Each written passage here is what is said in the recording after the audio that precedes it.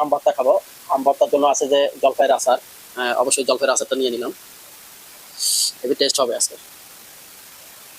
জলপাইয়ের আচার, তেঁতুলের আচার, হেভি টেস্ট হবে। আছে যে সাথে আছে আম ভর্তা, কাঁচামরিচ বাটা, আজকে খাবো মানে শুকনো মরিচ বাটা, সাথে লবণও আছে। এটি আজকে খাইতে কিরকম টেস্ট হয়। আছে যে হালকা লবণ, চিনি তো অবশ্যই থাকবে ইনশাল্লাহ। এটা দিয়ে একটা বড় ভিডিও তৈরি করতেছি, সকলে দেখতে থাকেন। তারপরে আছে যে সরিষার তেল, অফ, আছে যে কাসন্দ,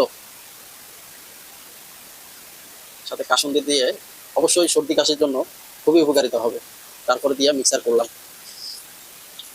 জিভায় জল এসে যাবে জলপাইয়ের আচার তেঁতুলের আচার দিয়ে।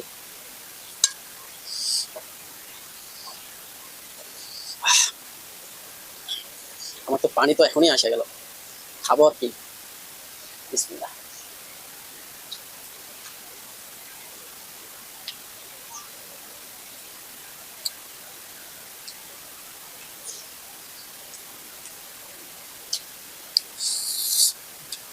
ওরে টক, টক কেন?